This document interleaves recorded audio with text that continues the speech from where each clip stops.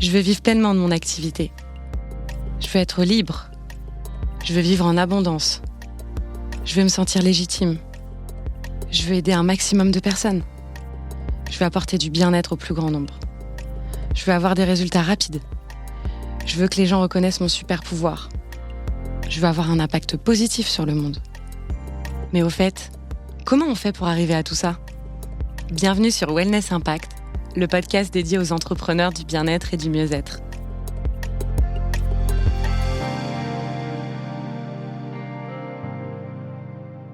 Bonjour à tous et à toutes, c'est avec un grand et énorme, gigantesque plaisir et beaucoup d'enthousiasme, comme d'habitude, que je vous accueille dans ce nouvel épisode de Wellness Impact.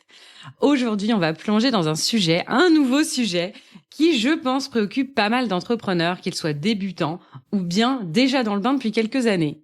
Je parle ici de la fidélisation de nos clients. Ah, ça, c'est un sujet qui mérite beaucoup de temps, beaucoup de réflexion et de se poser vraiment pour savoir comment fidéliser ses clients. Bon, je te l'apprends sûrement pas, fidéliser ses clients, c'est fondamental, surtout dans le secteur du bien-être et du mieux-être. Mais d'abord, laisse-moi te donner quelques chiffres. Ça coûte en moyenne 5 fois plus cher d'acquérir un nouveau client que de conserver un client existant. Et les clients fidèles dépensent en moyenne 67% de plus que des nouveaux clients. Imagine l'impact sur ton chiffre d'affaires si t'augmentais ton taux de fidélisation ne serait-ce que de 5%. C'est énorme, gigantesque. Donc, on doit s'intéresser à la fidélisation. C'est primordial si tu veux augmenter ton chiffre d'affaires. Mais je sais aussi que c'est un vrai défi dans le monde du bien-être parce que souvent, on a un rendez-vous, 2 rendez-vous et puis après, les séances s'arrêtent. On considère qu'ils ont plus forcément besoin de vous. Mais c'est faux, c'est une idée reçue et même dans le bien-être, je veux vous prouver qu'il faut aussi fidéliser vos clients. Déjà, dans notre domaine, la confiance et la relation à long terme, c'est juste essentiel. Les clients fidèles sont comme des ambassadeurs pour son activité. Ils reviennent souvent et mieux encore, ils parlent de toi à leur entourage. C'est donc un atout qui est juste précieux, ultime pour développer ton activité. Mais la question que tout le monde se pose, c'est comment faire ? En théorie, tu sais qu'il faut fidéliser tes clients, mais en pratique, comment on s'y prend ? Donc c'est de ça dont je vais te parler aujourd'hui. Je sais que c'est une démarche pas toujours évidente. Tu ne sais pas par quoi commencer, quelles actions mettre en place, quelle stratégie adopter, etc. Et ça, je le comprends parfaitement. J'ai mis longtemps à savoir comment fidéliser les clients de Coplénie. Et j'ai donc ressenti les mêmes doutes que toi. Rassure-toi, avec des bonnes pratiques, tu peux créer une communauté fidèle, des clients impliqués et qui reviennent vers toi. Tu pourras transformer tes clients occasionnels en véritables ambassadeurs de ton activité. Aujourd'hui, je vais te présenter des approches à la fois online, donc digital, et offline, donc en physique, adaptées spécifiquement aux praticiens du bien-être comme toi, que tu sois sophrologue, naturopathe ou encore coach bien-être. Commençons par les stratégies offline, donc en physique. La première règle, c'est déjà d'entretenir une relation continue avec tes clients. Tout au long de ton aventure entrepreneuriale, tu vas en voir défiler des clients dans ton cabinet. Certains seront réguliers, d'autres viendront de temps en temps. Mais quels qu'ils soient, même s'ils n'ont pas planifié de nouveaux rendez-vous avec toi, communique régulièrement avec eux. La fidélisation client ne relève pas uniquement d'une stratégie marketing. C'est avant tout une question de relations humaines et de confiance. Donc plus tu échanges avec tes clients, plus ils auront confiance en toi et plus ils auront envie de rester avec toi. L'idée est de faire comprendre qu'ils ne sont pas juste des noms que tu inscris dans ton agenda. Ils sont privilégiés. Par exemple, une façon concrète de faire ce suivi, c'est d'avoir un carnet de suivi. À la fin de chaque séance, prends quelques minutes pour y noter ensemble les points clés, les progrès, les objectifs pour la prochaine fois. C'est un outil tangible qui renforce l'engagement et la continuité de ton suivi. Tes clients, ils apprécieront plus cette attention personnalisée et ils seront plus enclins à revenir te voir pour voir leur progrès. La règle numéro 2, c'est d'offrir un service de qualité. Et oui, c'est un peu la base. Tes clients viennent chez toi pour tes services et surtout pour toi. Il est donc logique que tes prestations soient toujours de haute qualité, à la hauteur, voire au-delà de leurs espérances. Parce qu'avec un service de qualité, tes clients y reviendront automatiquement, c'est assuré à coup sûr. Mais une prestation de qualité, c'est quoi en fait? C'est d'abord un accueil chaleureux. Ton client doit se sentir bien dès qu'il franchit la porte de ton cabinet. L'environnement dans lequel tu travailles et dans lequel tu accueilles tes clients doit inspirer le bien-être, la détente. Pour aller plus loin, tu peux aussi créer un mur des réussites, ça c'est pas mal, dans ton cabinet. C'est un espace où les clients peuvent afficher anonymement leurs petites victoires ou leurs progrès. Ça crée un sentiment de communauté et une motivation collective. C'est aussi une belle façon de décorer ton espace et de montrer aux nouveaux clients les résultats que tu obtiens. Règle numéro 3, créer des programmes de fidélité. Tu veux garder des clients engagés, rien de plus simple, créer des programmes de fidélité, je le répète. Qu'est-ce que c'est? C'est tout un ensemble d'avantages offerts aux clients réguliers pour les remercier de leur fidélité et pour les inciter à revenir plus souvent et à dépenser, entre guillemets, davantage. Une idée innovante pour ça, c'est un programme de parrainage bienveillant, par exemple. Encourage tes clients à parrainer un ami, mais avec une twist. Au lieu d'une simple réduction, offre une séance conjointe où le parrain ou le filleul viennent ensemble. Ça crée une expérience partagée et ça renforce les liens. C'est une façon organique d'attirer de nouveaux clients tout en récompensant les fidèles, par exemple. Autre idée, tu peux aussi organiser une séance de découverte d'une nouvelle technique, par exemple une fois par mois. Propose à tes clients fidèles une séance de 30 minutes à prix réduit pour découvrir une nouvelle technique. Par exemple, si t'es sophro, tu pourrais introduire une technique de visualisation avancée. Ça montre que tu évolues constamment et que ça te donne une raison supplémentaire de revenir. C'est aussi l'occasion de montrer l'étendue de tes compétences. Toujours en offline, demande des retours d'expérience. Qu'ils soient positifs ou non, les feedbacks seront très importants pour ton activité.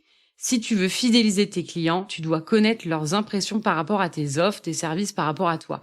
Et quand on est dans le secteur du bien-être, je pense que c'est encore plus important de connaître le ressenti des personnes qu'on accompagne. Aussi, dans cette partie-là, n'hésite pas à évidemment demander des avis et des témoignages à tes clients satisfaits. Et tu peux les afficher sur ton site web, Google My Business, etc., etc. Ça renforce véritablement la confiance de tes nouveaux clients. Ça s'appelle la preuve sociale. Ensuite, il y a les événements. Tu pourrais très bien imaginer des ateliers pour faire découvrir ton approche à des prospects.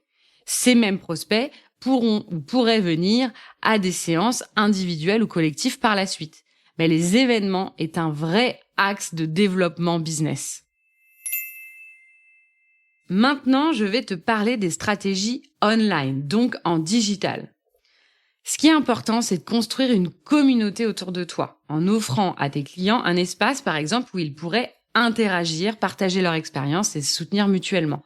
Et ça permet de renforcer la fidélité et d'encourager un sentiment d'appartenance.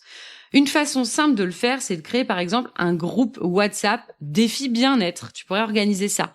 Lance un défi mensuel simple. Je te donne un exemple. Buvez 2 litres d'eau par jour.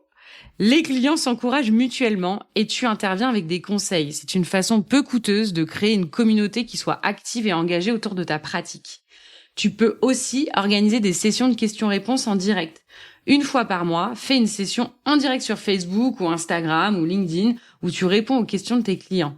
C'est simple à mettre en place, ça demande 0 € d'investissement et ça renforce ton statut d'expert hyper accessible. Ça montre aussi que tu es à l'écoute de tes clients et de leurs besoins. Allez, je te balance une autre idée, c'est d'envoyer des mini-audios quotidiens. Enregistre des messages audio courts avec une pensée positive, un exercice rapide ou un conseil du jour. Envoie-les chaque matin par WhatsApp à la personne ou au groupe que tu aurais créé. Ça, c'est un rappel quotidien de ta présence et de ton soutien qui maintient le lien entre les séances. N'oublie pas aussi le côté newsletter.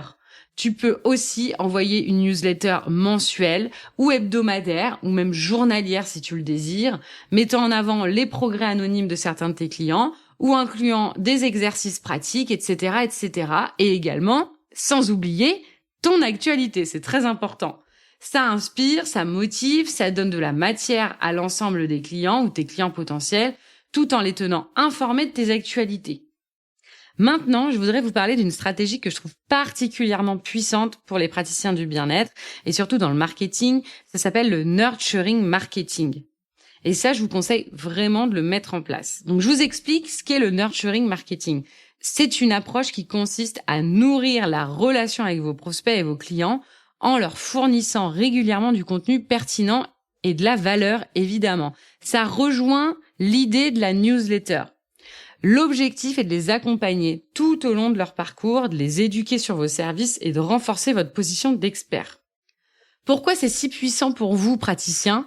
Parce que vos services sont souvent basés sur une relation de confiance à long terme. Et le nurturing marketing va vous permettre de construire cette confiance progressivement avec des personnes qui sont pas encore prêtes à devenir clientes. Voici comment mettre en place cette fameuse stratégie nurturing. Déjà, créez une série d'emails automatisés. Commence par créer une série de 5-7 mails qui seront envoyés automatiquement à intervalles réguliers. Je te conseille 1 ou 2 jours d'intervalle. À toute personne qui pourrait s'inscrire à votre newsletter. Donc il faut, sur votre site, indiquer que vous avez une newsletter et bien le mettre en avant. Et chaque email devrait apporter une valeur réelle, un conseil pratique, une explication sur une technique que vous utilisez, un témoignage client, etc., etc. Proposez un cadeau de bienvenue. Offrez un contenu gratuit de qualité en échange de l'adresse email de vos prospects. Ça marche très très bien, ça s'appelle le freebie.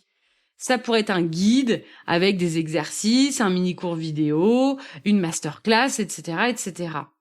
Et ça, ce cadeau, ça donne un avant-goût de votre expertise. À ne pas oublier, mesdames, messieurs. Segmentez ensuite votre liste d'emails. Divisez votre liste en différentes catégories. Les nouveaux inscrits, les clients, ceux qui reviennent régulièrement, ceux qui cliquent, etc. Ça vous permettra d'envoyer du contenu beaucoup plus ciblé au fur et à mesure et en plus beaucoup plus pertinent. Ensuite, engagez-vous à créer du contenu régulièrement, que ce soit vos newsletters ou que ce soit des contenus de vidéos YouTube, un podcast, etc. L'important, c'est d'être toujours constant dans la rigueur et la discipline. Et bien sûr, apporter de la valeur. Utilisez le storytelling pour partager des histoires. Les vôtres, celles de vos clients. Et ça, les histoires créent une connexion émotionnelle très forte et aident vos prospects à se projeter dans une collaboration avec vous. Le nurturing marketing, ça demande du temps et de la constance, mais c'est un vrai investissement qui paie sur le long terme, je vous l'assure. Non seulement vous fidélisez vos clients existants, mais vous attirez aussi de nombreux nouveaux clients de manière organique et naturelle. N'oubliez pas, l'objectif, c'est pas de vendre à tout prix, mais c'est d'apporter une réelle valeur à votre audience. En faisant ça, vous construisez une relation de confiance qui naturellement amènera les bonnes personnes à vouloir travailler avec vous. Si cette stratégie vous paraît compliquée, n'hésitez pas à nous demander de l'aide. On sait faire. Alors, je vous l'accorde, mettre en place ces stratégies peut sembler intimidant au début. Mais rappelle-toi que tu n'as pas tout à faire en même temps. Commence par 1 ou 2 actions qui te semblent les plus adaptées à ta pratique et à ta personnalité. Teste-les pendant quelques semaines, ajuste en fonction des retours, puis introduis progressivement d'autres stratégies. Rappelez-vous, la fidélisation client n'est pas une question de technique, c'est avant tout une question de relation humaine. Montre à tes clients que tu te soucies vraiment de leur bien-être, au-delà de ton cabinet, et ils te le rendront en centuple, je te l'assure. Un autre conseil bonus que absolument personne ne fait, ou presque, parce qu'on a toujours peur de déranger, c'est d'envoyer un petit SMS à la personne que vous avez accompagnée pour savoir comment s'est passée la séance, comment s'est passée la suite, la mise en place, et savoir comment elle va, tout simplement. Allez, je vous dis à dans 15 jours pour plus de conseils pour booster ton activité, et je te dis à très vite. Et si tu as adoré cet épisode, n'hésite pas à laisser un avis. À bientôt! Merci d'avoir écouté cet épisode. J'espère qu'il saura t'aider et t'éclairer. N'hésite pas à le diffuser à un maximum de personnes. Et n'oublie pas de t'abonner sur mon compte Instagram léa.misspoulet. À bientôt!